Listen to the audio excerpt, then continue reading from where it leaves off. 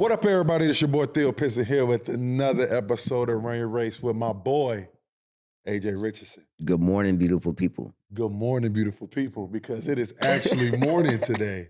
My It man is. actually got it right. Thanks. But, people, we got a very special guest here today. We got a very special guest here today. Fellow Tar Heel, great, going to the rafters, all that shit. Listen, I should be up there too, but we're going to talk about that another fucking day.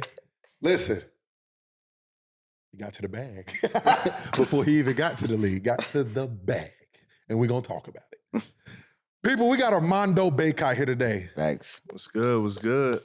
Listen, I'm very excited about today. First and foremost, shout out to Proud Dad brand. Go get your merch. Hats coming soon. Second off, Mondo, I want to give you your flowers. You have had an unbelievable career, Carolina. Thanks. You have represented Carolina the right way, been to the national championship game. I know it came up short. You have gave everything you got to the university, and I want to just commend you, give you a flowers for that. Thanks. Thank you for all that, for sure. I appreciate that. That's a lot coming from you because you gave me a hard time when I first got there. Oh, yeah, for sure. I was on his head. All the time, so. I was on his head, especially all them little niggas. All of them. And you know, Theo RJ, come around, you know he gonna get on your ass. Right, for sure, thanks. for sure. Hey, listen, I just wanted him to be great. I wanted him to have a seat at the table. And once listen, I can say this now. The time when he got to Carolina, I was always told him, like, listen, the standard is winning national championship. Thanks. Y'all got there, right? Mm-hmm. We want to win them, Mhm. understandably so, but it's so hard to get there. And you know that more than anybody. You have tried every year to get back there, and it is so hard. And to do what y'all did and the run y'all made, don't take it for granted. I know you remember that run for the rest of your life. And I swear to God, It changed my life. it's the best time of your life. For sure. It is the best time of your life. College is best. I think you would say the same. College, Yeah. listen. Yeah, bro. College is it's one of those times to where like now you talk to like the younger generation. I'd be like, yo, don't try to rush it. Don't rush it. Don't rush it. Don't rush it at all. Because the real world is crazy. But like you take moments like that, like going to the national championship, even though you didn't win it, like just being in there that moment and enjoying it and stuff like that, like that's something you can't take for granted, dog. Something you can't. For sure. We're going to get into all that, though. But first, Mondo, we want to hear about you. Here on Run Your Race, we like to talk about everyone's race, and we understand the path to where you are today is not perfect. Everyone has a different way of getting there. And we want to know how you got to where you are today and the different trials and tribulations that you've been through. So let's go get right into it. Mondo, where you from? When did you start playing basketball and all that? From Richmond, VA, I started playing when I was like 12 years old. Really? Mhm. Okay. Did you play any other sport? I started off playing football. So I was into that and got a little too physical and I started getting big. So I was like, What position? I was playing a little tight end, DN. So, Sound about right. yeah. Anybody else in your family play basketball? Nah, I don't really got nobody that I can point to other than like Ed Davis. I've been knowing him since Okay. like 11. So that was somebody that I looked up to. So was it one of the things where it was, all right, I'm just better at basketball, or was it just the physicality that pushed you away from football? Oh, nah, I was ass when I first started playing basketball. It took me a minute. It took me a minute. I remember like my first year playing basketball, I would like, because I was so big, they put me on like the A team. I was playing with U-Turn. You know U-Turn. You didn't play there before. Yeah. And That's some then beginner like shit. after the first week of like practice, I remember them putting me on the B team and like I ain't even playing. I was the biggest person out there. So yeah, it's crazy. But that's one of those moments though too, like just looking back, like What age was that? I had to, I want to say I was like 7th grade, 6th grade, 5th grade, something like that. It was one of those grades. Yeah. And just like looking back, because I remember like everybody that like laughed at me, joked at me all the time. And like I see them now, they'll be like working somewhere and I just like look at them and smile a little bit. Yeah, shut your ass. Yeah, Who nah, for laughed sure. at that motherfucker? But what was it for you to that transition and understanding, like, all right, I'm not that good. What did you do to get better? Of course you worked out and Yeah. stuff, but like who helped you in that process? I mean, a lot of people. I first started out working with Matt Muir and Coach Ward. They kind of got me a start. Coach Ward, he coached with Team Loaded, and I got around them, and they got me a lot better. But like I always in my mind had hope. Like I knew like eventually like it would work out. And even when I was like bad, I knew like okay, like I knew I was gonna be tall just because my mom's 6 feet, my dad like 6'5". So Yeah. I figured like I play D1 and I get better over time. So I just always trusted in myself, even when I was trash. Yeah, nice. That's big time. That's big time. What was something that when did you start like figuring it out? Like, oh yeah, I can be nice. I want to say like my 8th grade year. Uh-huh. I started to come into my body more, and I was able to like dunk and do different things. I went to the CP3 camp actually. Okay. Shout out to CP3 camp. And like it was like guys that was ranked above me, that was like the top players in the country, and like I played against them there, and I knew I was better than them. Yep. But just I hadn't really got the exposure, and I started playing with Team Takeover a little bit. And then like after that, I started blowing up, and I got a letter from UVA, and then at that point, I was like, all right, well, I might can be somewhat good at basketball. Yeah. What grade was it when you got your first letter? It was in the 8th grade. Oh, so you went to CP3 Rising Stars camp? Yeah, I went to the CP3 Rising Stars camp, and then that's how I blew up. And that, like, obviously, was that Wendell team, and they was like number one from like 6th grade all the way to 10th grade. That team was crazy. And playing with Takeover, that's when I first started getting exposure, and I realized that I could be solid. And then I got that letter, and I was like, all right, I'm gonna take it even more serious. And then after that, like going into my 9th grade year, I really blew up. I switched over to Team Loaded. And I mean, I just went crazy that summer. It was like me, Isaiah Todd. Yeah, we had a mob, and all the coaches in the country come to see us. And then I ended up being like top 50 just out of nowhere. Like, it was on from there. I had like probably like 15, 20 offers as a freshman. It was crazy. Sheesh. Gotta do it. Gotta do it. Who was in that CP3 Rising Stars class? I mean, I can remember James Wiseman. He wasn't even good at that point either. He was just really. That was before he blew up. He was like, because you know, at CP3 they had the different All-Star games. Like they had the Elite All-Star game, and that was like Wendell, Vernon Carey, like a bunch of guys, and then a lot of guys. BJ Mack was in that. South Carolina too. Yeah, and then I was in like the top 20 game. It was like me, James Wiseman. And a few other guys. And I just remember like from that camp on, I was like, I know I'm gonna be better than a lot of those guys that was like ahead of me then. So that's really what motivated me going to the CP3 camp. Oh, that's dope. It's funny to talk about because me and AJ talk about it all the time as far as like those camps when you're competing against the best guys, those are the ones that get you to a confidence. Sure. Because a lot of this of playing at this level, this is just a free game. Yeah. It's all confidence, bro. Like, you got to just continue believing in your work and your game, and the sky's the limit. Because once you see how you compare up and how you can compete against those guys, then you like, oh, I'm better than him. Yeah. I mean, sometimes it don't work out, but that in this field, in NBA shit. And I mean, it was also, too, that was like the first time we had visited colleges, because you know how they do the college tour. We went to Duke, and I mean, that was crazy going to Cameron. Obviously, going to UNC, that was crazy. Then we got to see, like, the whole museum and stuff. Yeah. NC State, that was whack as hell. Whack as hell. I know you. I know. Ain't nobody care about that visit. Damn, that's cool. But, yeah, bro, like, that's a big time to hear. But what high school you play at? So I went to Trinity Episcopal School in Richmond, and it was a solid program. Then when I got there, it was like me, Henry Coleman. He went to Duke, then transferred to Texas A&M, and we took, like, this Richmond school to being like top 10 in the country for 2 years. Then my senior year, I transferred to IMG. Got you. When was you was with Isaiah Todd. The transferring yourself to the EYBL, playing with Team Takeover, that was what year? Junior? Man, I'm terrible. I went back and forth. So I was with Loaded. I was with Team Takeover my 8th grade year. Then I switched to Loaded my 8th grade year, like towards the end. Then I went to Team Takeover my 9th grade year, switched back to Loaded. He was a little hoe. Yeah, he was then I was with Loaded my 10th to 11th grade year after the first weekend. Then I went back to Team Takeover.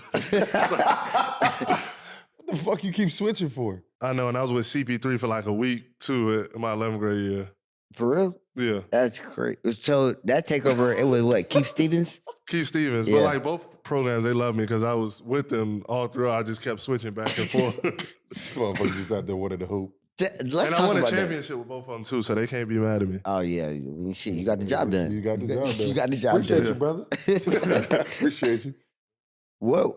What's the reasons for keep switching? Because I mean, a lot of kids do it now to this day. Like, so what's the reason to keep switching? Yeah, so I played with Takeover like my 8th grade year, and that was all great. Then going into my 9th grade year, my trainer, Coach Ward, who I was working out with at the time, like I just had such a good relationship with Loaded, and I mean, you know how Loaded is. Yeah. Like they had a lot of stuff in store for me, so Yep. it was like, why not? Yeah. And then going into my 10th grade year, I went back to Takeover, and I didn't get no playing time, and I was like a top player, but like. At the time, like Bryce Golden and Jalen Smith, who played with the Pacers, Got you. they was playing above me. And Bryce Golden, he was an animal that year. So, like, I mean, it made sense. And, I mean, that team was loaded, too. So, I was like, you know, I'm going to just go back to team loaded. And then it ended up working out, though, because then I went and played 17s. And, I mean, that team loaded team is crazy. Our front court, it was me. You remember Jarius Hamilton? Jarius Hamilton. What school he go to? He from North Carolina. He went to Jarius Hamilton.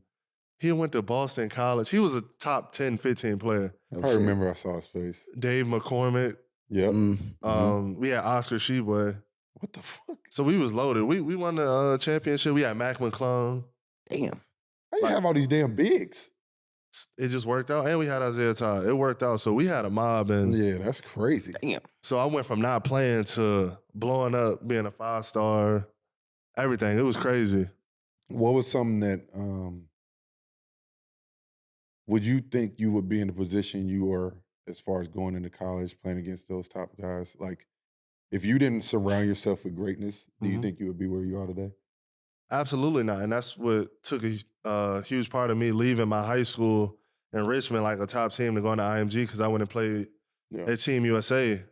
And I was actually supposed to go to Montverde. So I was just wilding in high school. Yeah, what the fuck? I committed to Montverde in high school. Shout out Coach Boyle. And I was supposed to go there. Then like last minute, I was like, I flipped to IMG because I had played with Team USA with Jeremiah Robson Earl. Mm. And like that was my dog. And like he was a power forward and I really wanted to play with him and compete with him every day. Mm. So I ended up going there. And another reason I went to IMG too, and this is very fat of me, they had a Smoothie King on campus. Jesus. And I was like, that's tough. So like, I promise you, they had a Smoothie King on campus. This and I'm like, motherfucker went to a school For a for a Smoothie Smoothie King. they had a That's crazy. Smoothie King. They had like Gatorade fountains everywhere. I'm like, bro, this shit is crazy. Like, if you ever go to IMG, it's the craziest thing ever. That Like, campus is sick. being at I'm about to go IMG, visit. I Bro, ain't that never shit been. is sick. bro, you meet some of the richest people. Like, it was people that was driving to school in Lamborghinis every day. Like, What? it's out of control because half of the population there is like 50% like Europeans, Asians, all that. So it was crazy, man. And like I met so many people there, like billionaires, crazy families. Like it was experience like no other. I could remember like it'd be weekends because it's in Siesta Key, like Yeah. Tampa near that area. We were like people rent out mansions, throw crazy parties, and we all in high school. Like coming from Richmond, it was a wild experience, but IMG was like the funnest time of my life. Explain that transition though. Like IMG is more like a college, get you college ready. Yeah. Talk about that transition, how that helped you and molded you going to college. Yeah, I mean, it was great because we had like great trainers, great access to stuff, and like we was working. It was like college. Like we'd work out in the morning, we had lift, had practice, then we would have class. I only had class for like an hour, Mm. so then like I'd get rehab and then work out again later in the day, and it really transformed my body because I was just really chubby coming into that, and then just making that transition, going to IMG, getting all the right training, and playing with so many high level players. Like the basketball team, we won the championship. We lost one game that year, went 39-1, won the championship. The football team, they won the championship that year. I mean, they had, just from that team, probably like 10 to 12 guys drafted. That's nuts. You look over on the tennis side, it was #1 players everywhere. walk in there. We shared the training room with like Ja Morant. He was down there doing his pre-draft stuff. Luke May was down there.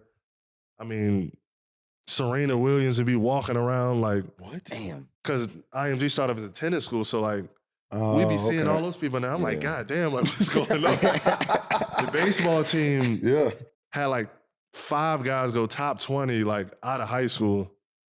That's insane. That's sick. So like you total all that in, like going to school with all that, like it just motivates you. It's hard to lose going to IMG because it's just so much going on and you're around a bunch of winners. For sure. And everybody trying to get to the same place of just I mean, and just that schedule, being independent by myself, I mean, it worked wonders for me going to Carolina, and it kind of helped me be ready going into it. Talk about recruitment. You say you got your first letter in 8th grade. Who was your first offer? My first offer was UCF. Okay. So I started off good, then like I got like Hampton and JMU after that, but I started off with a very I started off like with a, that was pretty big. And then going from that, like I got like 6 or 7 offers after that. And then I can remember being at the USA mini camp and I was at Adidas Nation and Duke had offered me. And I was like the first person Duke offered. So that was huge. Like being from Virginia, like North Carolina area, that was like crazy. And then UNC offered me like 10 minutes right after that. Damn. So like, and it's me like as a sophomore. So after that, I was lit. I'm like, I'm feeling myself. Like you can't tell me nothing after that. Can't tell you shit after that. So I mean, and then after that, it just went crazy. I ended up having like, the way Team Loaded did things, they was gonna try to get you as many offers as they could. Like, you can go back and look at my Twitter. I probably posted like 60, 70 offers. It was crazy. That's sick. I was out of control in high school. Like, there's no need for me to post that many offers. Looking back at it, I'm like, I was wild. How many business you did? Did you do all 5? All officials? No, it's crazy. So I committed to Carolina not even knowing I was going to commit. I was literally sitting on the couch at like, had to be like 9 or 10 p.m. at night. And I was on the phone with Coach Williams. And we just was talking for like an hour. He was just saying what he envisioned for me. And I was like, you know what, Coach? Like, I'm going to come to UNC. Hadn't told my parents, hadn't told nobody. I just committed out of nowhere. Without doing an official visit or nothing. What did he say? Like, had no he was hyped. He was like, what, are you serious? I was like, yeah, Coach, I'm going to come. And then I ended up telling my parents like that next morning, and they couldn't even believe me. Like, what? Like, you committed, da-da-da? But like, my mom, she had wanted me to go to Carolina through and through, but my dad, like, he kind of wanted me to fill out the process. So then I ended up committing, but I didn't really say anything until like a couple weeks after. But it was just tough then, because then like Kentucky had offered me Michigan State. But like I was like, I'm gonna just go to Carolina. That's so wild. That's crazy. You know what's wild about that? That's exactly how I committed. Really? Literally the same exact way. Oh, wow. I was on the phone with Coach Williams. We was chopping it up, and I got off the phone. I didn't do the shit he did. I got off the phone. I definitely did it the same day, but I got off the phone, and I was like, I want to go to Carolina. Now I want to go tell my parents. Because they would have been mad as fuck if I just committed. But I was just like, I'm going to Carolina. And then next thing you know, I called him, and I was like, Coach, I know I just talked to you, but I'm coming to Carolina. And then the rest is history. And you know what? Since I'm on your podcast, I'm going to give you a clip. I actually, it's crazy. Like, even committing to Carolina for me was crazy because a lot of people don't know this. I grew up a Duke fan. I did too. And like, you can go on my Facebook, and it didn't surfaced on Twitter like a little bit. Like, it's pictures of me. Like, I went to the Duke basketball camp, like everything. So like, I grew up a Duke fan. I loved Jahlil Okafor, Jabari Parker. Those was like my 2 favorite college players. I'll never admit, but I'll admit it now. I'm out of college now. So I grew up a Duke fan. Hated Carolina. Really? But I had somewhat allegiance to him because like Ed Davidson went there. And Kenny Williams was from Richmond. Like I was a young bull when he was coming up. So like I watched him a little bit, but like even committing to Carolina for me was like just out of nowhere. Cause like even throughout the process, like I visited it, like I love Coach Davis, I love Coach Williams, like, but like I just was like, that was tough for me, like just even rocking with Carolina because I was like, who was that? Who went to Duke the same year you came to Carolina? Vernon Carey. Okay. And Vernon Carey, he was one of like my good friends too. Yeah. And Yeah, but I just went to Carolina. Like, it was crazy because, like, I hated Carolina. See, I was a Duke fan also, but I wasn't like, I didn't hate Carolina. You know what I'm saying? Like, I always respected them because I was like, they're a tough school. Jordan Brand, blah, blah. See, no, I was a diehard Duke fan, so, like, I hated Carolina. Yeah, I would. They don't tear me up for this, but like I hate it. No, it's cool. It's cool. Yeah. Shit, you done enough for them now. They love you now. But listen, I was a Duke fan too, and I to this day, I don't know if I even told this one. I was in the Smith Center. Coach probably gonna be pissed. I was in the Smith Center, and I was still a Duke fan. I'm getting recruited. Austin Rivers hits the game winner. Oh yeah, I'm a Duke fan. Yeah. I'm lit. I was lit. But you there on Carolina time. But I'm behind the bench. I'm like, damn. Coach come to me after the game. He's like, wish you were out there, son. And I go out in the parking lot. I'm with my dad. My dad will tell you, I was like, let's fucking go. Yo. Hey, but listen, at the time, I was still a fan. It is what it is. Went to Carolina, got a natty. Sorry, Mondo, didn't get one, but it is what it is. Nah, but it was good times, though. Good times. It was funny as fuck. That's crazy, though. That's literally the same way. Because people don't know it because, like, I'm on Carolina, all that, but, like. We both are. That's all good. Shit happens. Yeah, shit happens. That's life. And I mean, honestly, like, I don't even really still got that big of a problem with Duke. Oh, we talk about this shit all the time. I was about to say, like, so one of my close friends, he was the quarterback at Carolina during, like, that, like, what year was Squeeze there?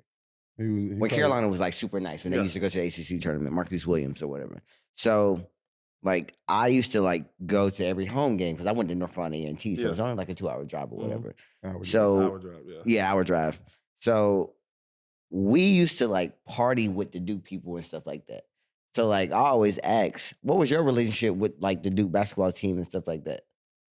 It's so weird because like. Even when like Henry and Mark went there, Henry and Mark Williams, those like was my guys in high school. But like, as soon as they stepped on campus, like I ain't hear from them, but I won't hit them up either. Like Jeremy Roach played on my AU team. Like, didn't talk to him. Like, I don't know. It's just one of those things where like they don't come to our area, we don't go to their area, but it's so close. Yeah. And I mean, we definitely not talking to no Duke girls. Yeah, they might talk to some UNC girls. We not talking to no Duke. Hey, I'm telling you. We were not doing that. Yeah, thanks. I'll tell you this, though. It's interesting he said that because they always came to Carolina, though. You'll see them sneak around. They not as much now, though, but like when I first got to Carolina. But like, because, you know, them motherfuckers, they go to clubs and shit now. Like, they go to other shit. But they always found like you said, you saw them all the time. They always found their way in the library.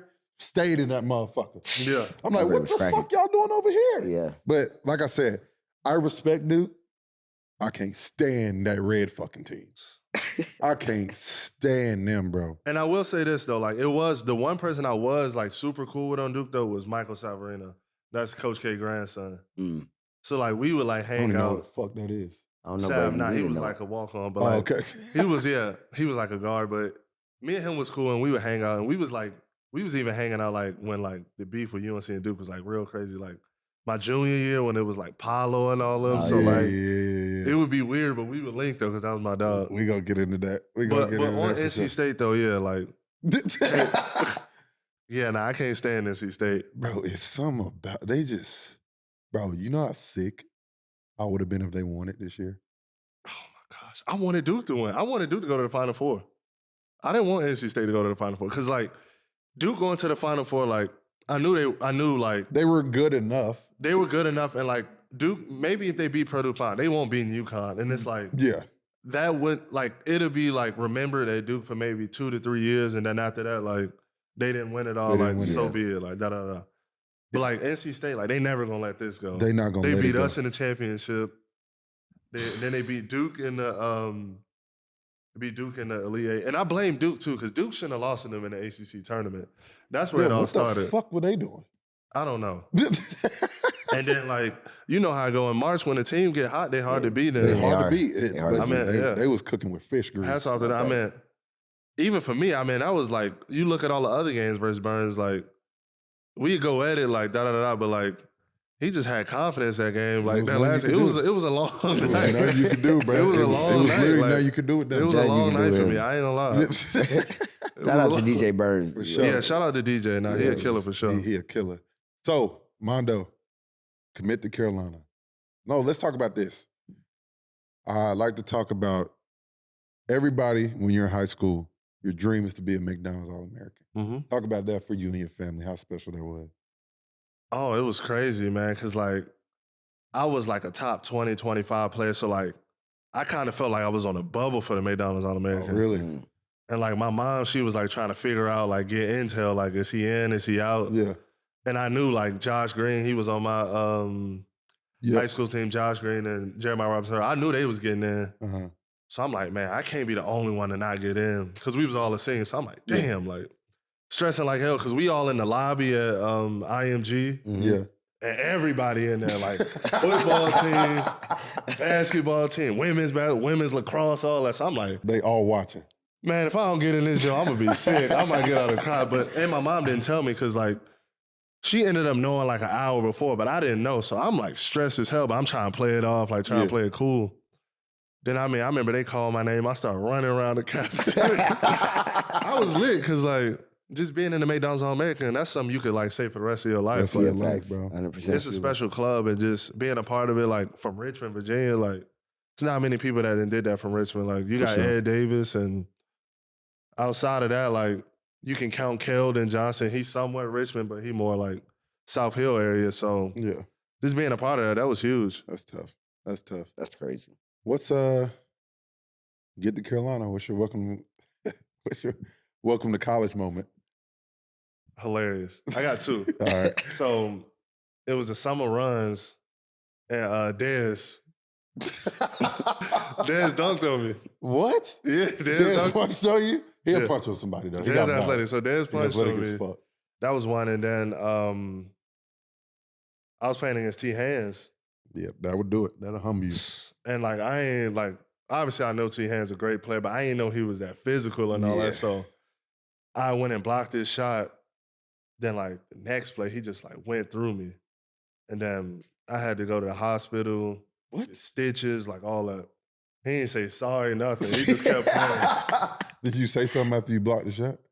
Probably. Probably said a little something. Exactly. That'd be your Not issue. knowing who I was fooling with. Exactly. So then like, honestly, like after that, like every time I play against T. Hands, like I give him his space. Like I'm just walling up. I was walling up because he physical and he just, I'm like, man, I ain't fooling with that. Bro, I'm telling you, summer runs, we used to come back and try to whoop their ass, Bro. Because they had the luxury, and they were always on the court. Mm-hmm. They made sure they played. Yeah. When I was there, freshman, you lucky if you played a game. That's crazy. Our team was a little different though too. Because y'all was talented all throughout. Like we didn't have that same mob my freshman year. True. That's true. Like coach knew I was gonna be the starting center, so I needed to get out there. Yeah, and you play. needed to play. You needed to play. I agree with that.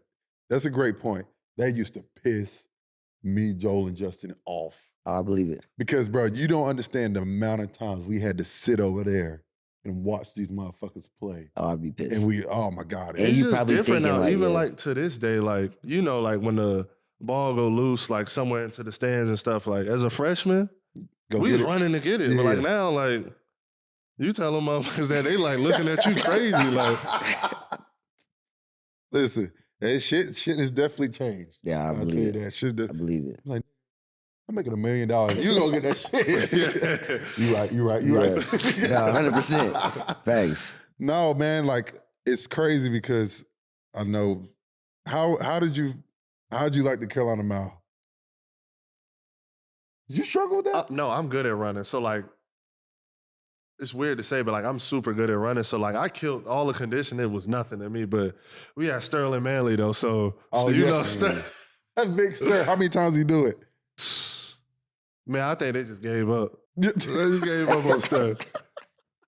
With the conditioning for me, I killed it though. Like I was straight, and I went into it knowing that like I'm the type of person. If I know it's gonna be something like that, I'm extra prepared for it. For sure. So I went into all that ready, but like Sterling, he wasn't ready. So all the attention was on him. Sterling never. Hey, listen, that motherfucker can't run. He dragged his left leg. Nigga never picked his leg. He ain't had so many injuries though. But I do want to touch on my freshman year though. No, for sure. We're gonna get into it. Talk about it. It was crazy for me going into my freshman year because we started off like we was top 10, like, and I remember we went to the Battle for Atlantis, and we had beat Oregon. They had Peyton Pritchard. Like we beat Alabama. They had the dude with the Pelicans now. They had Herb Jones. They had the other guard too. I can't think of his name right now. I just saw him the other day.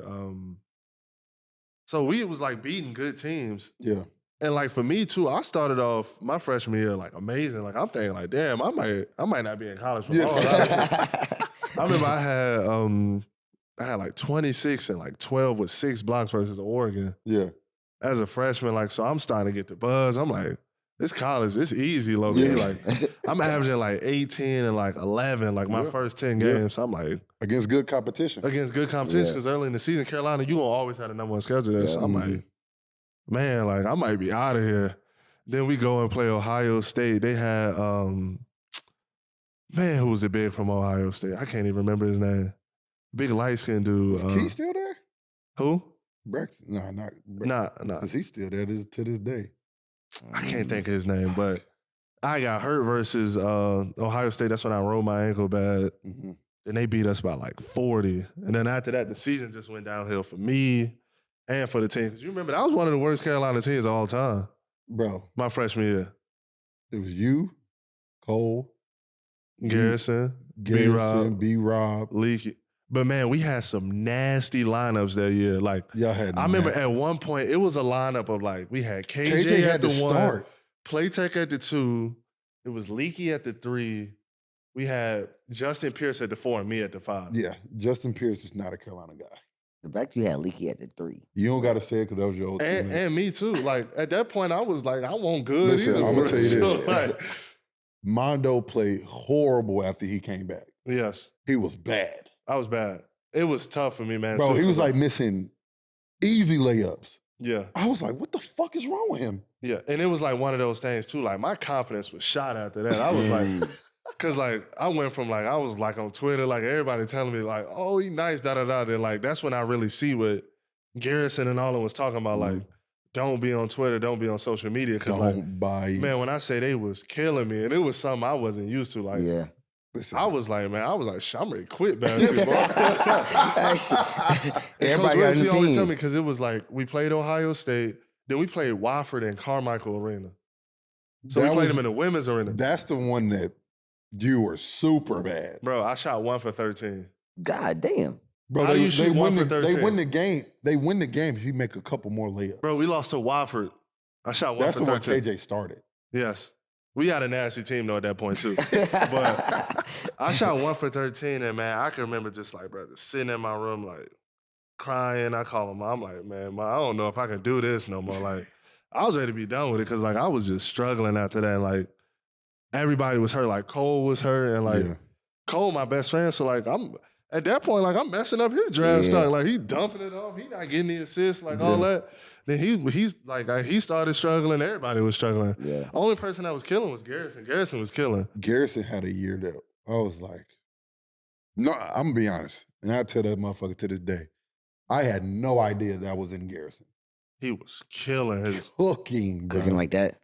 Man, like what? He was what? The next year he was what? Preseason? Preseason AC player of the year. Damn. Projected. And I'll touch on my sophomore year too, because that was a crazy year. But so then just like, I remember just after that season, like my confidence was shot. Like I was just at a crossroad at that point. I was like, I was ready to go back to the crib. I'm like, I'm gonna just go to VCU and thug it out. Because bro, the Carolina fans, bro, they killed me, bro. Like it was bad though. Because they diehard fans. Listen, it was bad. Diehard fan. I'm getting killed by them. Like, and our fan base. Listen, we never lost to Clemson at the crib. Yes. Never. Clemson Tigers have never beat us at Carolina. One of the craziest sports records, like, in all of sports. But it was like 154-0. That's crazy. Or was it something it was like that? 154-0. It was something crazy. They beat us that year. Damn. It was crazy. I ain't gonna lie to you. I was turned that game. It was at like 20 and 10. No, y'all was definitely turned. But the thing was, you knew they was trying so hard not to be the team to fucking lose it. Yes. You know what I'm saying? But that was a good game though. Y'all played well that game. Yeah, and even through all that, even through all that though, like that team though, like we were trash, but like we played hard though. We lost like 7 games by like a buzzer beater. Like it was a lot of unluck. It was very bad. They had a bad luck. But I'll truly say like that team played hard. We just didn't have talent. Like that wasn't a good team at all. And like that was the first time Coach Williams had really got into the portal, and we had got like Christian Killers and Justin Pierce. So it was just different for Carolina because they just usually didn't do that. Yeah. We were just getting random motherfuckers, bro. That makes sense, though. He did okay. Pierce, fuck out of here, bro. Golly. Your sophomore year, I ain't gonna say that. But your sophomore year, what was your mindset going into your sophomore year? My exit meeting with Coach Williams my freshman year. Mm-hmm. And that's why I always respect and love Coach Williams. Like he changed my life in that exit meeting. It was me, him, and Coach Davis, and he straight up said, he was like, we got Dayron Sharp coming in, and we got Walker Kessler. And you add in Garrison coming off that year, so I was the odd man out. Yeah. I was the odd man out. I was like, and like COVID happened too, so it gave me a lot of time. And I could remember like just going to my mom like, yo, what do I do? Because I'm like, I might not like, I'm probably not gonna play next year. Like I didn't know. Like but I had COVID and I locked in with Matt Irvin, like the guy I train with now, and like we was in the gym every single day of COVID. Like I was lifting, working on finishing, working on everything. And then I can remember just coming back that summer, like after COVID, I'm like, shit, low key, like I'm the best player out here, low key.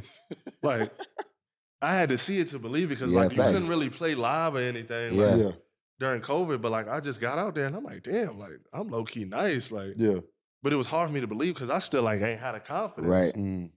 So then, and Dayron helped me out a lot too because he was a freaking animal. So like he was pushing me every day because I'm like, it ain't no way freshman gonna come in and start over me. Like I would be too embarrassed. I got too much pride. I couldn't let it happen. Walker Kessler was nice too, and then Sterling came back and was healthy. And he was nice. Like Sterling blocking shots, all that. For sure. And Walker Miller was solid too. Like, exactly. He left that next year, had an eye like college career. Yeah, exactly. So we had like probably one of the best front courts in Carolina history. It was stacked, bro.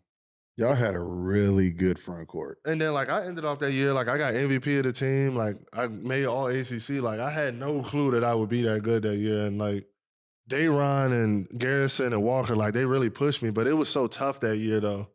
Because I knew I was way better than what I showed to, but I could only play 20 minutes because we had so many bigs. Yeah. Like you had to play Dayron, and Dayron didn't even start. You had to play Kessler. Yeah. He Walker barely played. He played like 10 minutes, if that. Yeah. Like it was games he didn't play. Yeah. That's crazy. Then you had to play Garrison because he was the preseason ACC player, experienced, like defend, could do everything. But just playing with them that year was like crazy because it was unfair. Like we was the greatest rebounding team in college history. It didn't matter. You could just shoot the ball.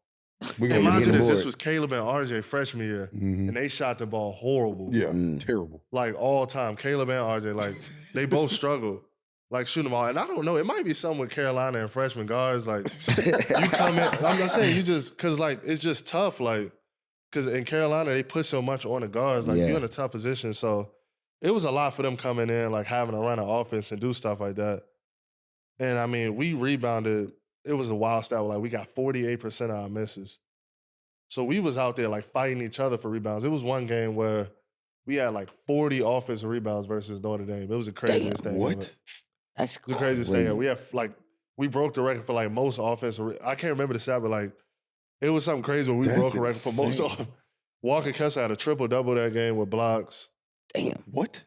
Bro, it would be games like when me and Dayron was on the court, it was insane. Like, because we got so many. Like, you look at me like I'm considered the greatest rebounder in Carolina history, but Dayron Sharp, that's the greatest rebounder in Carolina history. I'm telling you right now, and I'll go out on a limb, if Dayron Sharp stayed in college and he got a full extended, he got 5 years like you, no, it wouldn't be close. Wouldn't be close. The motherfucker is an animal on the boards. Nah, he an animal. Animal on the boards. 100%. It was crazy, bro. Who'd y'all lose to in the tournament that year? Wisconsin. was on some bullshit. It was like COVID. We was ready to go home, honestly, because we was in that bowl in Indiana. But everybody was ready to go home. Yeah. We all was celebrating like, yes, it's over. Yo. It was terrible, man, because we was all staying in the Rizzo Center. Uh-huh. That was lit, though, being able to stay in the Rizzo Center. Like, we all had our own rooms, but it was trash, though, just having to, like, be in a bubble, like, with all that, and it was just a wild year. But, like, it was crazy how nice our team was, because I remember we even played against IU, and that was Luka Garza, like, and I mean, we was throwing bodies at him. We was like, it was a tough night for him, and he was killing everybody. Everybody. Like, our front court was nasty that year. Yeah, for sure. I gotta commend you though. Like, speaking back, like right now, I think they said over like 100 people was in the transport corridor or something this year. Like the fact that you had your exit meeting with Coach Williams, he told you the people that was coming in, and you stayed. He told me he wasn't guaranteeing me a starting spot. He said, you gotta like you gotta go and earn it. And like, I don't know what in me made me stay. Cause like the smart thing probably would have been to leave. 100%. Well, I was like, bro, I'm not leaving, bro. That would have been the easiest thing. That would have been the easiest thing. I think it was more the pride thing too. Like you said it. Yeah. He was a freshman. I'm not letting no freshman come take my spot, bro. Facts. Unless they fucking LeBron James or Zion Williamson or some shit or fucking Wemby. Yep. Yeah. Now them three. Why you get it? All right, bro. Fuck, I might have to go. But like that's a lot of credit and a lot of kudos to you because you took that challenge, and you got to think about it though. Like surrounding yourself with Day'Ron Sharpe, Walker Kessler, Garrison. You play like, and people like I said, people don't know Walker Miller. Walker Miller can fucking play. Yes. That motherfucker can play. I mean, bro, you get those scout team guys, them blue team, they play unreal. Shea Rush, Shea, Creighton Lebo, Paxton, what man, these guys be killing. Cooking. But surrounding yourself with good talent, I think people underestimate that. Yes. Because one, that's all the NBA is. You see what I'm saying? This next level, when you go overseas or you go to the NBA, every night, every day, you're playing against the best. Yeah. It's the best of the best. Yeah. You see what I'm saying? So if you want to take the easy way out and go to an easy school where nobody else in your position, you just playing against fucking AJ every fucking day. Yeah. Hey. I get buckets, bro. Buckets. You feel like it's not that good? You're going to fucking dominate. That's cool. But like, you're not going to get better as the season goes on. You can only work out so much. And that's my thing. You gotta go live every single day. And I'm sure the practices was crazy. Some of the craziest practices, like it was a bloodbath down there. Yeah. And it was so nasty because like we played and we could not shoot. We was the worst shooting Carolina team in history. Literally, like dating back all the way past the damn near 30s or whenever Carolina started. So teams would just be packing the paint in, and we just sitting in there, me, Day'Ron, we just all just shoot over top of each other. Just shoot it. We get the board. Practice He gonna be get the nasty. board. It was Everybody like we was playing in the 70s how we was playing. It was crazy. Yeah. Yo. Talk about your junior year. It's so funny because I say this all the time.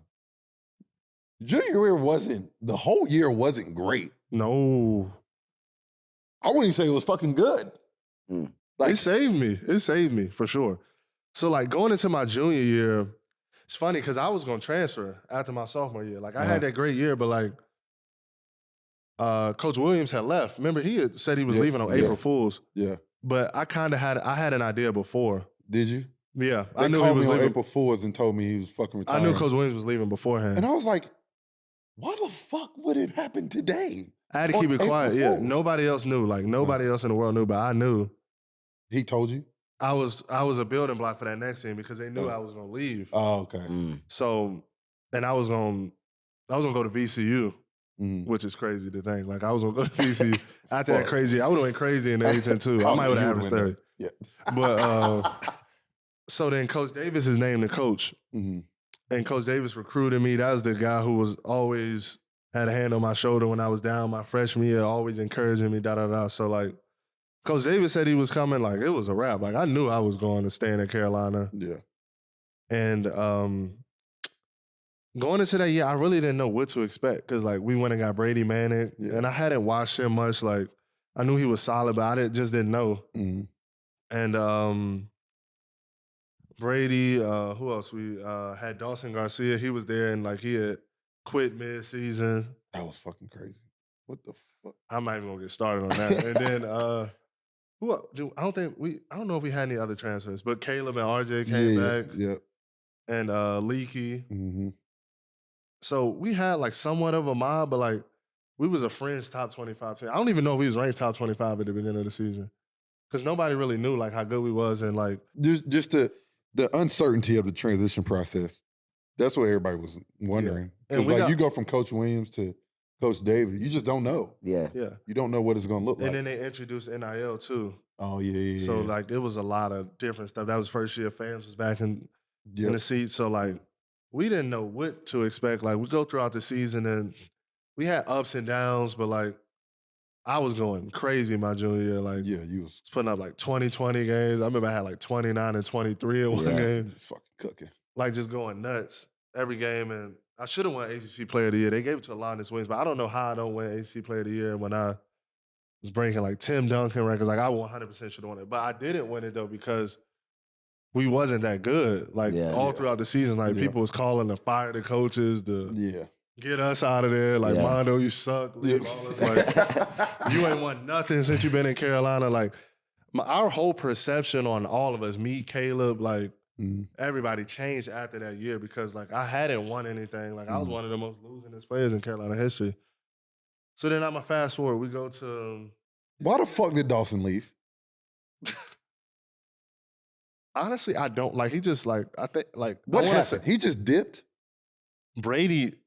We started Dawson because, like, at the time, like, Dawson, he was supposed to... Yeah, he was supposed to go to the league. Like, he had a lot of stuff going on. He was skilled. Like, he was a good player, but, like, he didn't realize what Carolina was about. He didn't realize, like, if you play a bad game, they're going to tell you about it. So, like, I think a lot of that was tough for him. And then, like, he had a lot of family stuff going on. And then, like, Coach started to start Brady.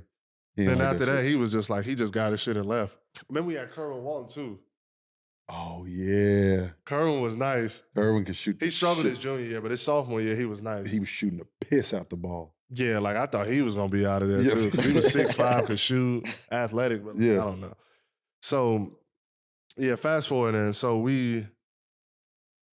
Duke, they beat the hell out of us the first time we played them because we always play Duke like February 4th and March 4th or something like that. Yep. So then at that point, like it's the last game of the season. And we got to play Duke. And it's like, we don't know if we go into the tournament at this point. Yeah. Then we go in there, it's Coach K last game. And I can remember just like, we went into that game like not caring because like, what do we got to lose? We not supposed to win anyway. And it's Coach K like, worst teams last to play. home game. Everybody there, like JJ Redick, like all of them. And Coach Davis had showed us a video.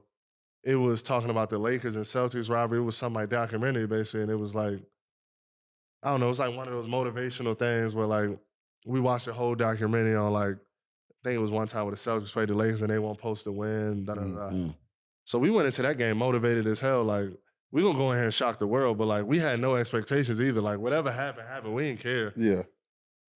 And I mean, we just start off rip, just like busting their ass. Yeah, and, like, cooking. That team had a mob too. It was Mark, Paulo, Wendell, Trevor Kills, Wendell. They had AJ Griffin. Yeah, they was cooking. That's one of the best Duke teams of like the last 20 years. Like they had a mob. That team was cold. It was nice. It was cold. So we go in there and we just like beating them and like we damn near can't believe like we on the sideline like me and Caleb like is this real? Like, and this to show you how messed up our mind was at that time. We like shit, man. Franklin Street gonna be turned if we pull this off. During the game, we like Franklin Street gonna be turned if we pull this off. For sure. But the crazy part was like the whole world. The whole nation watching this game. Everybody watching this game. Everybody watching. It's Coach K last game. It's one of the most watched games. So we go in there and we beat them. And then like I get the dunk with the famous picture. With the drop off. Yeah. Put the clip up there. Yeah. And then like after that, everything's just changed for us. Like at that point, we like our confidence was on another level. Yeah. Like and like that was the first time like me, Caleb, anybody really got to experience Carolina. Yeah. And like the feel of it. Like we go back and tens of thousands of fans, like outside the Dean Dome, waiting on us, like congratulating us. That was like the first time we got to rush Franklin because of like COVID and all that. So we hadn't got a chance to do all that. probably about 50 to 100,000 people on Franklin Street. Like one of the craziest nights of our lives. Cause like, and then from there we go to the ACC tournament. We end up losing to Virginia Tech. And that's when we lost to them in the semis. They beat Duke in the championship. Yep. So we didn't end up getting a match up with Duke, which was crazy because like everybody wanted to see us play Duke again. Yeah. That's when Paulo was like they wanted to run it back and play us again, and then we both ended up losing to Virginia Tech. So then fast forward, we go to the tournament, and we play Marquette in the first round. And Marquette, they had a mob, and I had a personal vendetta versus Shaka Smart anyway because being from Richmond, he was a coach at VCU. Right. And he never recruited me in Texas anything. So like, damn. Me, I'm like, F Shaka Smart. Like, I'm trying to bust his ass. Like I'm trying to bust Shaka Smart ass. For sure. I mean, cause like VCU, that's like, they was one of my favorite teams growing up too. Like that whole That's home. That's home. That whole run. Like I love Shaka Smart. I'm like, shit, call my phone. Yeah, exactly. Never call my phone. So we belt ass them, crush them. Then we play Baylor that next game. And it's like peak Baylor, like when they had them dogs. Oh, yeah. I knew y'all could beat them though. Y'all that was the one seed I knew y'all could beat. I didn't think we could beat them though, because I didn't know how the hell we was gonna get the ball up the court. But we figured it out somehow. RJ beating them by 30. We was beating them by 30. Brady Manick, he was wired different. Like he had head problems. So like he be tweaking out. So he got ejected. Like, he crashed out and did something because they had Sohan. And Sohan, he was like on trash. Like that me and him and got to, we got teed up. We was Yeah. tripping each other and stuff. And so we up 30. Brady gets tossed out. Caleb fouls out. Bro, we go to overtime versus Baylor, up 30. You got, I think y'all had like two people that don't even play. Dontrez It was like play Dontrez ain't playing. We had Justin McCoy in. Oh, yeah. So it was me, Dontrez, Justin McCoy, RJ, and Leaky. Nasty lineup. Yeah. So we couldn't get the ball up the court. Like the whole, they just start doubling RJ and Leaky. He a ball handler. Like he can get the ball up the court, but we had to get somebody to throw the ball in. Right. So Leaky had to throw the ball. So they cut the jump all the way down. Like we tricked. Like trick it. Bro, up 30 with 12 minutes left. You know how hard it is to trick that? Like we could not get the ball up the court. Like it was crazy, bro. Man, I'm like, oh hell nah. Like there ain't no way we just tricked this. No way. But that just show you like the tournament is all luck at the end of the day. It's all luck, bro. Well, UConn, it was a little different. They was different. But like for the most part, it's all luck. Yeah. So we go to overtime. I'm like, man, it ain't no way in hell we winning this game. Obviously, like I'm in the huddle, like thinking, I'm like, let's go. But I'm like, man, this is over with. Like it ain't no way. We done fucked up. Yeah. So then, man, we get out there and Dontrez hit like a 3. He hit a 3. Big 3. Like he ain't played all year. But what Coach Davis tell everybody, like, everybody gonna get an opportunity. I don't know when you gonna get it, but everybody gonna get it at some point. They ready. And he seized the moment. He stayed ready. He hit a big shot. Justin McCoy hit some big free throws. Oh, in the fourth quarter too, I tricked too. Because I missed like 5 free throws, like in the last minute, like tricking. I'm like, oh hell, like, man, like this is a terrible way to go out. He was fucking up, bro. But yeah, we ended up finding a way to win the game. Like, I don't know how. That's all you gotta do. We found a way to win the game. So that was crazy. So then boom, we go to Philly. Mm-hmm. We play UCLA. Mm-hmm. And like, I didn't play UCLA a bunch of times in college. It's always smoke with UCLA because they got a good coach, Mike Cronin, you know, from the Cincinnati days. Like, he got dogs. So that game went down to the wire, but we ended up beating them. Caleb hit a big shot. I got the big save. Yeah.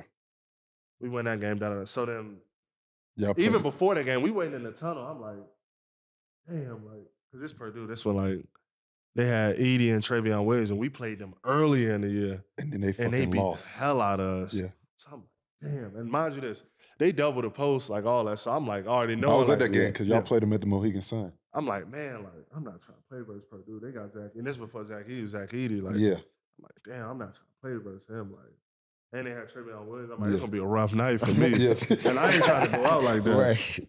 Like, I mean, I knew I played good, but like, I knew I wouldn't have one of those historic moments. And like, I'm already looking at the big picture. I'm like, I'm trying to get player of the side of the bracket. I'm already like, for sure. 100%. I'm like, we play them and we win. I know I'm probably not going to have the best of the game. But so before that game, like before we played UCLA, Purdue and St. Peter's was playing on that court. So I'm like praying to God, like, damn, I need St. Peter's to win. They somehow pulled it out. I'm celebrating in the goddamn tunnel like before the game. Like I'm like, we ain't losing this game now. Like we going to that Final Four. So then we play St. Peter's and beat the shit out of them. Man, that was the worst team we played all year. St. Peter's was the worst team we played. They didn't have a chance. It made no. I don't know how they beat Kentucky. I don't know how they beat Purdue. Like it made no sense because that was the worst team we played all year. They beat the brakes off of them. The break from the jump. I had like 20 and 20, and then I ended up winning the regional MVP and all that. So that was all good. You found out you played Duke. Then we found out we played Duke. I'm like, oh shit. I'm like, man, you talking about the most stressful week of all time because he'll tell you like when you play Duke, it's media the whole week. Oh, I believe it. It's like nothing you ever seen. Like when we get transfers, they like. It's hard to like fathom like we doing media like a week before you play the team. Yeah. So man, you talk about a stressful week because it's a little bit longer than a week because it's the Final Four and you play Saturday, Monday. Mm-hmm. So, man, we just waiting like, damn, I'm stressed out. Like, bro, like this is the biggest game in Carolina history. Like, it all comes down to this: you playing Duke in the Final Four to go to the championship, and it could possibly be Coach K last game. No, it is Coach K last game. Coach K last game. You stressed. Listen, stressed all week. Like we not like you anxious as hell. Like bro, like can this already hurry up? And like even talking to some of the Duke players, like they felt the same way because it's like it's a build up, and you know everything is at stake. Like all the bragging rights in the all bragging rights because Duke and UNC have never matched up in a tournament ever. I can only imagine what that week looked like. You done with school now, right? Yeah. All right. So like that whole week. Are you going to class? Like, are you worrying about class and like all this other stuff? Because I'm worrying about the game. Shit, they damn near canceled school. won't nobody. The students won't want to, like, it was so much. Because the run was just, it made no sense. Like, because we weren't supposed to be a Final Four team. Yeah, like, right. One of the craziest times in Carolina history. Like, as a fan, that got to be like one of the top 5 seasons of just like watching. Like, as a player, like, I know y'all was turned. Like, so like, school didn't matter for nobody at that point. Like, I believe but yeah, we was going to class because I wanted to get all the love. Listen, yeah. Me and Reggie, we in Milwaukee, right? We played Milwaukee, we played the Bucks. We with the Knicks. No, we with Dallas.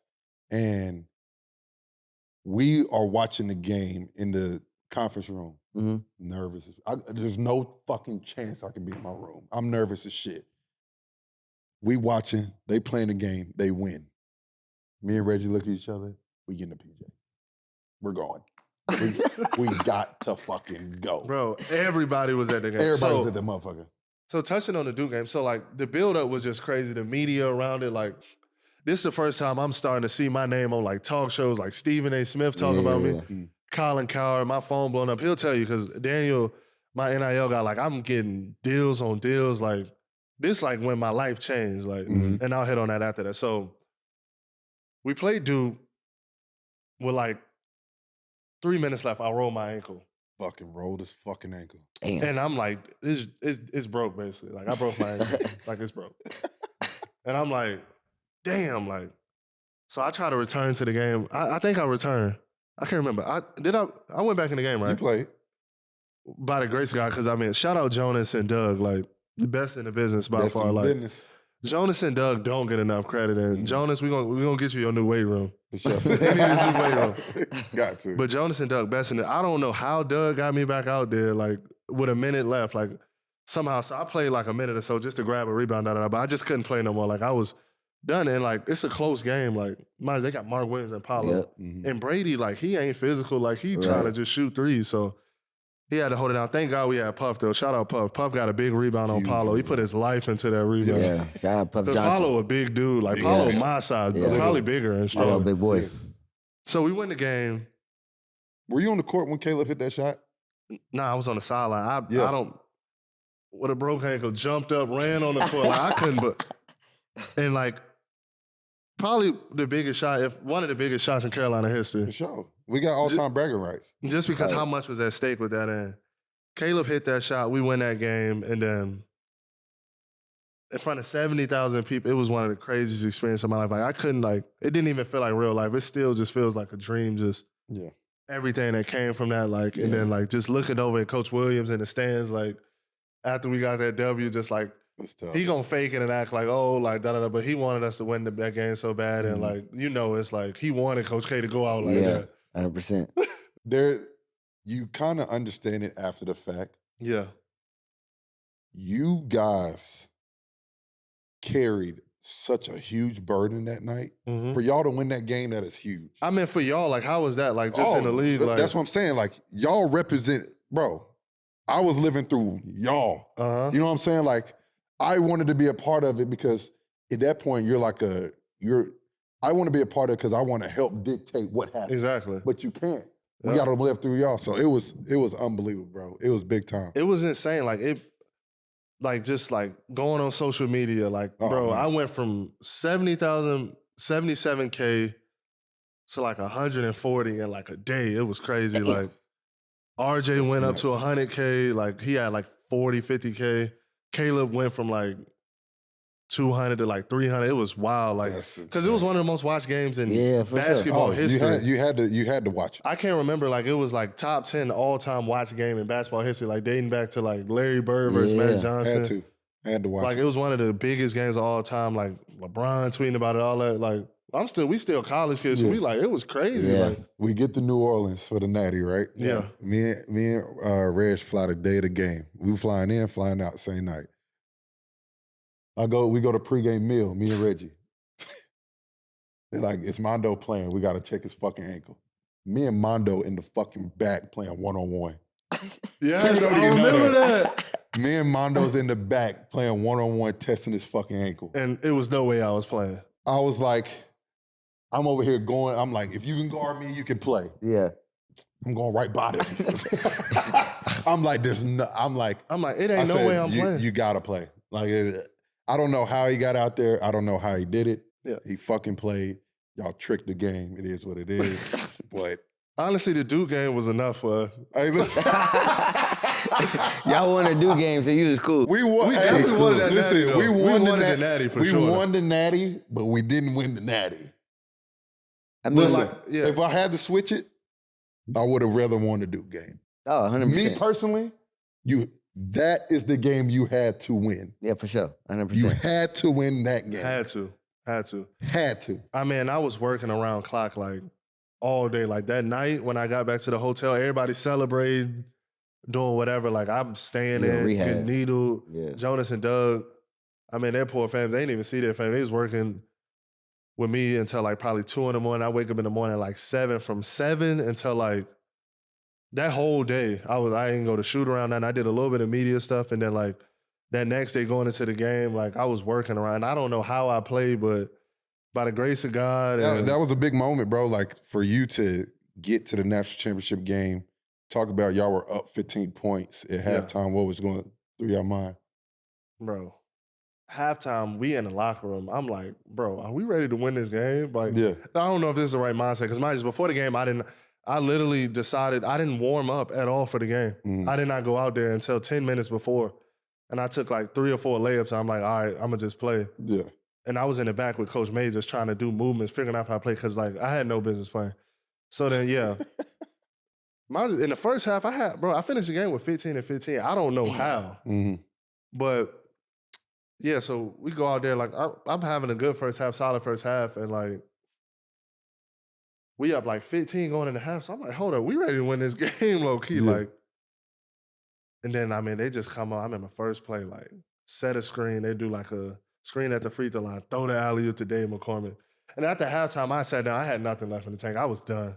Cooked. Like my ankle was cooked. Like, but I'm just trying to push it out. Mind you, he'll tell you too. That team, Coach Davis played 5 players. It was barely 6. Bro, we all averaged like 38 minutes a game. He didn't play.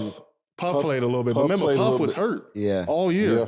Puff came back for the tournament. Puff couldn't get right, so we couldn't even really play him. But like in the tournament, he played, and he did good actually in the national championship game. But yeah, they just came out and beat us. Puff broke down. But he started throwing up on the court and stuff. Oh, damn. Puff broke down. He started going through all types of shit. I was like, what the fuck? He started throwing up blue shit. I'm like, what's going on? He had a fucking meltdown. So then, we had a complete meltdown. But even then, we get the lead with a minute left, and then boom, the infamous play. I drive the ball roll my ankle again. Like, something funny happened with the floorboard. I don't know what happened. I should sue the NCAA for real. I don't know what happened. Like, if you look at the video, the floorboard like collapsed or something Shit weird. was crazy. Because we play in a football stadium, so they bring in those weird. So I don't know what happened. Dent went in the floor. Dent in the floor. Boom. Ankle. Done. Cooked. And we was one rebound away. Damn. Dave McCormick got the offensive rebound when I was out, and they scored, and there was clips after that. And I mean, you go from being on such a high, like beating Duke, to losing. Like it was terrible, man. Like we was sick, but like we was sick. But what was encouraging to help us get through it, the fans was like so hyped that we beat Duke. Like they like, like it's all good, da da da. And like we go back to the Smith Center, and it's 20, 30,000 people there waiting for us, and like we felt the love. But after that national championship game, like me going out there and playing and putting my life on the line, well, not life, but like putting my body on the line, like with everything at stake, like it changed my life. And like Carolina loved me forever after that. And then that's when like the deals started coming in, and like my life really started changing. And he'll tell you like, I mean, I started getting crazy deals. Like you talking about 6-figure deals, like stuff like that. Like I was like, this is crazy. Like, cause you go from being like a broke college student to the Outer Banks. I was in Outer Banks, like that show. Elite show. But you that's just Outer Banks? I ain't seen Outer Banks. What the fuck? It's like it's the number one show in the U.S. Like every time it drops, and like I watched the show too. But that just show you how crazy the Carolina family is, because like the directors, the people who created the show went to Carolina. Oh shit! So they hit me up like, "Yo, you trying to be in the show?" And I'm like, "What?" Like I didn't know if it was like real or not. Da da da. So I'm like, "Hell yeah, I'll be in the show." And then I do that.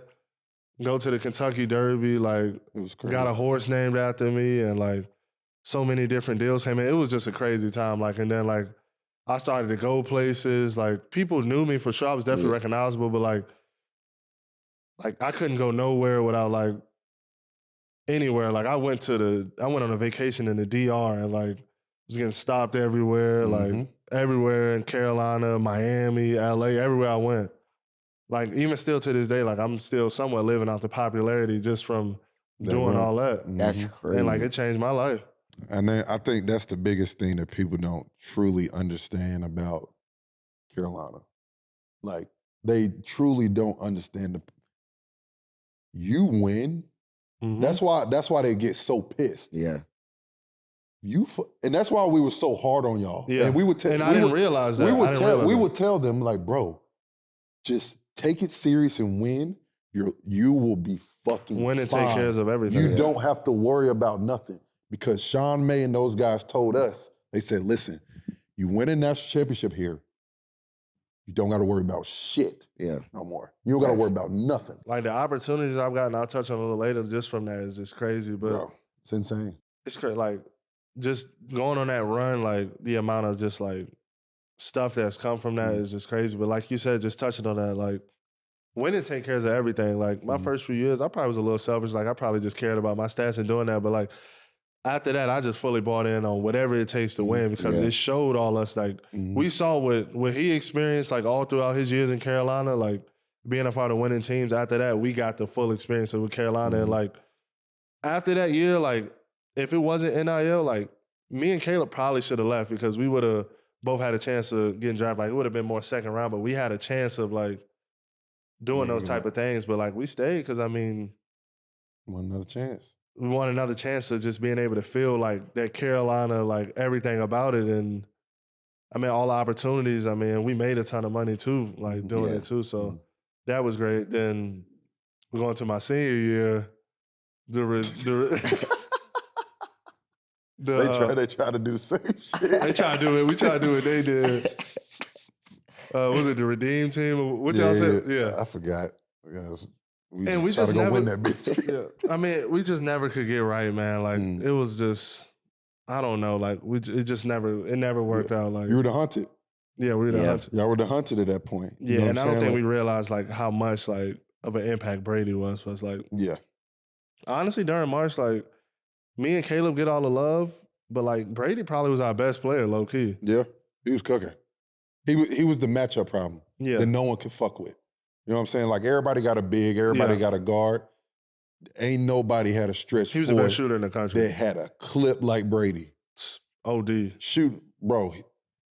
when you know he hit, and when he's shooting and he's not even falling through it anymore. Yeah. Oh, it's curtains for everybody.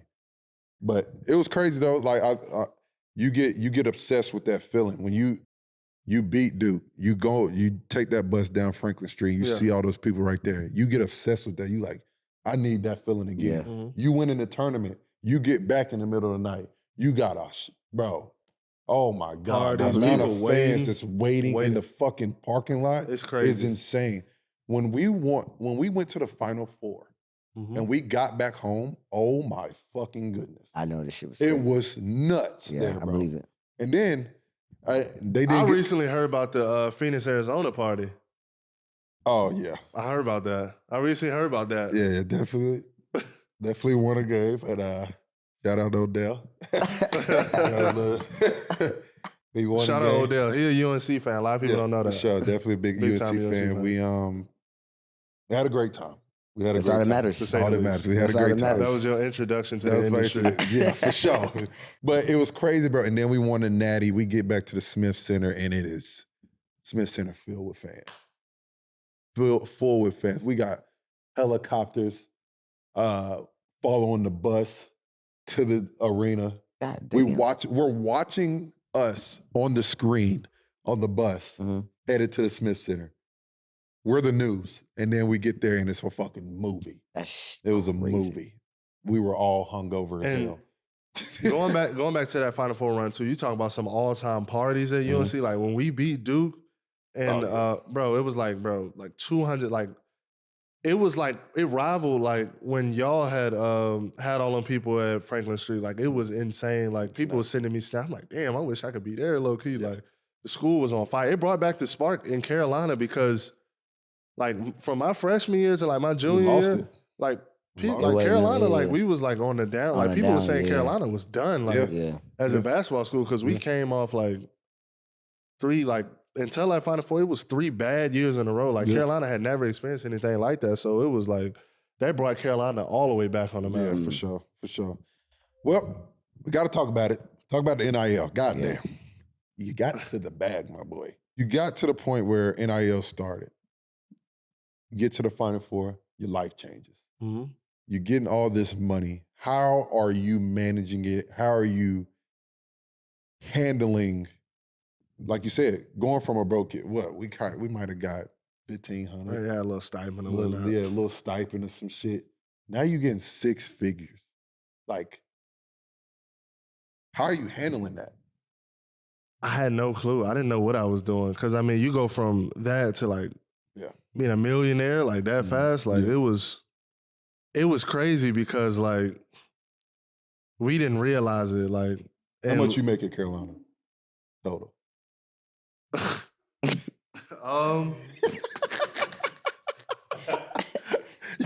I would say. You can't say the no numbers. I mean, I can say $2 million plus. God, you made $2 million plus. $2 million plus, yeah. But I'm saying that humbly though. But that speaks on the brand of Carolina because if I didn't go to Carolina, these like doing deals with TurboTax, all those people, they wouldn't do it with me. But like I go to Carolina, so I'm able to like if you go to Carolina, like this would like recruits anything. Like you go to Carolina and you handle business, you go out there and play, somewhat be marketable, like and stuff like that. Like it pays, and like that's what I'm saying. Like I could never say a bad word about Carolina and everything because like I got life-changing money. Like I'm from Richmond. Like I got life-changing money. Like in college, just off playing basketball, and like that's why I'm forever thankful of Carolina, the brand, because like to be able to make over $2 million just like in college is crazy. Yeah, you know, it's nuts. I want to ask you this: so you make over $2 million in college, right? Yeah. You go to the league, you go overseas, wherever life takes you after this, right? You make a lot of money. How do you think the NIL helps you now when you get to the league or overseas and start making this money? Got to take care of your family, got to do all this and all that. You've been doing this since college. Yeah. So you think when you get to that point where you're at now, it'd be easy for you, or you think it'd just be like, oh shit, now I still got to like... It definitely helps me because, I mean, I'm looked at as an older guy. So, like, my reality is I'm more of a, if drafted, late second round to, like, a two-way guy. So, like, I'd rather have that money, be able to figure it out, earn, and obviously, like, my goal is to get a contract in the NBA and figure those things out. But, like, I'm comfortable, at least financially, to where, like, I'm willing to go out there and grind and do what I got to do to get to that point. So, like, NIL has helped me with that. And, I mean, it was great. And, I mean, even just the opportunities I got with Carolina, like, I just bought a hotel, invested in a hotel with my roommate, because his dad owned a lot of hotels, like Shayla and Adma, the Adma family. Invested in a hotel, a part owner of a hotel. So, like, that was huge for me. And invested in athletes organization, and that's, what is it again? Yeah, invested in athletes organization, player association, and with the goal of them being like the people who license the deals for college athletes and do a lot of the agreements with that. So, like, I've been able to be open and to meet a lot of great successful people just through Carolina. And, like, that's what people don't understand about going to a school like a Carolina or like a Duke and schools like that with, like, huge ties in, like, the business world. Like, it's opened up so many doors for me outside of basketball. Like, that's why I'm just so thankful to just be able to be at Carolina. And, like, people try to be funny and be like, oh, he did 5 years. Like, the fans told him, I'm like, bro, you clowning me. Like, but I got a chance to get a crack at my NBA. Make millions, you know, and be able to get better at basketball and do those different things. So, like, that's why I don't fault anybody going back for their 5th year and doing that. For sure. Facts. I think the biggest thing that, and I'm proud of you, and I'm proud of you got people around you that's helping you out, because you got to take advantage. You know what I'm saying? Like, the opportunity presents itself. Why not take advantage? Also, you don't understand. Like, now I understand, and I'm year 6. I'm going off year 6. Like, it took me, I probably understood more after year 5. Like, last year was my first year. Like, I invested probably after my first year a little bit, but now I'm, like, starting to get it. You're getting that in fucking college. Yeah. Shout out Keenan Flagler, man. You know what I'm saying? Like, but that's being, and that's just being mature, right? Yeah, facts, 100%. You could have that. People are going to make the money, right? Yeah. They're going to make the money. Cool, you got that. But you're investing your money right now. So you got money making money as we're speaking. Yeah. All of us right here has money making money right now. And we just sit here talking. Yeah. That's smart business. For sure. You know what I'm saying? That's the type of game we're trying to give people on here. But the other thing is, the last thing I want to talk about is, like, we understand the power of Carolina and the bigger schools like Duke and stuff like that, because me and AJ talk about this all the time. The people you have met mean more than the fucking money these colleges can give you. Yeah. Period. You understand? Period. Like, because people want to be surrounded by Carolina. Yeah. You know what I'm saying? So, like, oh, I'm never going to be Theo Pinson. Oh, Theo Pinson played with the Knicks. Nah, I'm Theo Pinson played for Carolina. That's what motherfuckers don't understand. Yeah. You know what I'm saying? So, like, that is enough power as it is. So you making those connections with those people, with people that you did the show with, like, that's gonna go the way. business people too. And It's gonna, bro. I'm telling you, AJ can tell you better than I can. That's gonna take you way further than, like, the kids in the IL don't. It makes zero sense to me. Yes, the college can give you a certain amount of money, but it's temporary. It's temporary, bro. and you're gonna be better off after basketball if you go to Carolina. For sure. You know what I'm saying? Like, that's what people don't understand, because you get the connection. Connections is everything. But I think the most important thing, though, like, at the end of the day, when we talk about building relationships and stuff, is the most important thing I always tell people is be a good person. Yeah. You know what I mean? Yeah. Like, at the end of the day, you got to be genuine, got to be a good person, because, granted, I went to HBCU. Obviously, my cousin is one of the greatest basketball players to ever touch the court and stuff like that. But don't nobody know who AJ Richardson is. But I know myself, like, it ain't too many people I can't get in contact with. You know what I mean? Because I've been in those rooms, but I've been a great person, genuine relationships and things of that nature. It's not about the money. It ain't about that. like I always ask people, would you rather have all the money or would you rather have all the access? Mm-hmm. You know what I mean?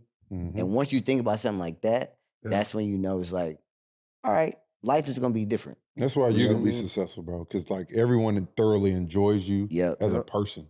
People like if you didn't have that money, people would have you around just because you're a good dude. You see what I'm saying? Like continue to be a good dude, continue to do all that. Like you got to understand, and I'll be the first one to tell you, I didn't play a lot.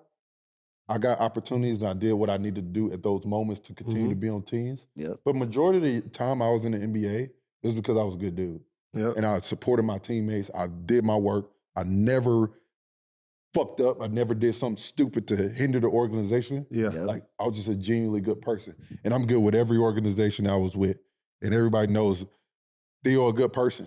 If I call, they're gonna pick up because at the end of the day, they're like, he ain't done nothing to me. He's a good dude.